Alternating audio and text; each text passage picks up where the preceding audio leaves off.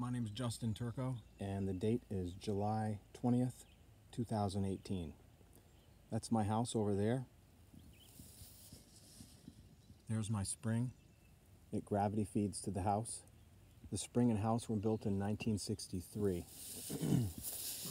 I don't know, I estimate maybe 75 yards upslope from my spring is the town garage. And I got to tell you, as far as I'm concerned, I've had nothing but one problem after another with the town garage regarding my water. The first thing that happened was the sand pit got some heavy rain one spring back around 1994.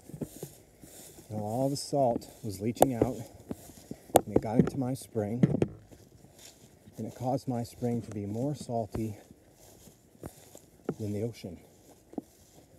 I mean, far more salty than the ocean, okay? So, when it rains, all the water goes towards me. Here's the pile. The town has since tried to keep it covered. My issue right now is this darn grater that is constantly leaking oil. Another oil spot from the wheel seals. So that one's leaking. And I thought there was another one leaking, but I don't see that it is. Well, you know, it's an old machine, so there's oil leaking off of all that too. But this is the real problem right here.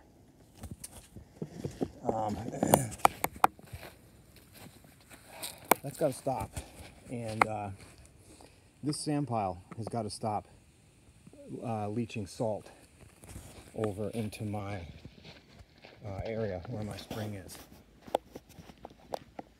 We do not drink the water anymore. We haven't drank it in about 10 years. And that is due to this garage being here and all the dirty things that take place here. You know, just good old boys trying to do their job. But it's dirty work. So when it rains, if you look outside this door, there is a oil sheen on the water.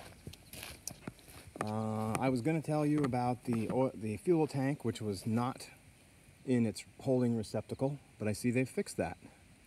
So good for them. I'm pleased to see that. The other thing that happened was when the town garage was first built,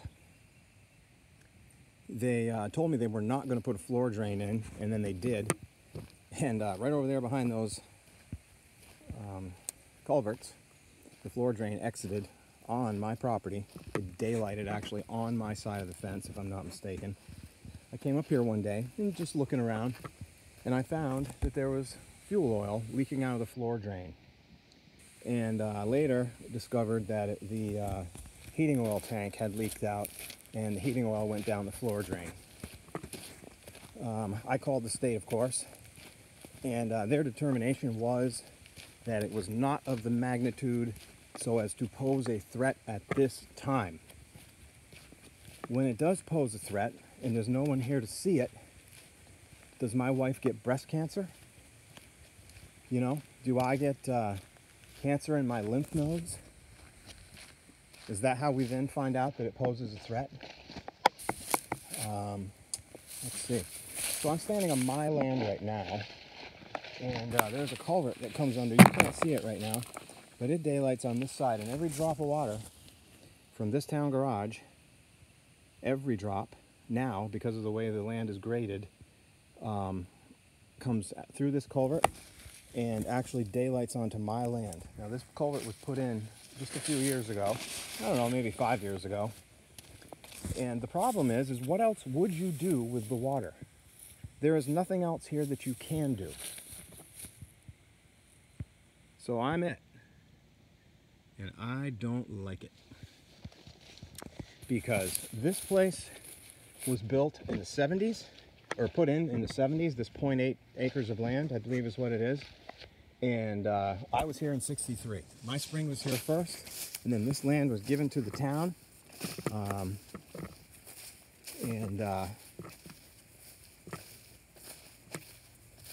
It threatens my water supply. And I'll tell you something, it should be a pristine water supply, what I have. You know, it's a spring that gravity feeds to the house and never goes low. It's always crystal clear. But after the salt leaked out, we had it tested about 6 months later. This happened in the spring, maybe around March, that the heavy rain caused the runoff. Then a few months later, our water was 180 times saltier than a nearby spring of a neighbor, a similar spring. And then a little bit later, we had it tested in the summer, and it was down to around, I think it was like 30 or 60 times saltier. So that's unacceptable either way, because it is having an effect, you know, only 75 yards away and downhill, which is exactly what you'd expect. And I know it's still leaching because there's no real cover over it, and a lot of the sand pile is uncovered. Plus we've got that oil, all the oil spills. Hydraulic lines blow occasionally, once a year. A hydraulic line blows, and a machine will be down, and that thing's leaking oil all over the place. One of the road guys, there was a big oil stain outside the garage door. I said, "What's this?" He goes, "Oh, we blew a hydraulic line, and you know, I squeegeed or pushed it outside with a broom." Like it didn't even matter, like it was no big deal. He didn't think a thing of it. And that's the mindset. Everybody's just trying to get the job done, and nobody cares about my health or the water quality in my spring. The town garage actually has to go away. It needs to go away. We don't need a $750,000 new facility, but we need a piece of land somewhere where they can spread out a little bit, put up a proper sand storage building, have a building that they can back their backhoe into and their grader into, where if it's leaking onto a floor, a dry floor.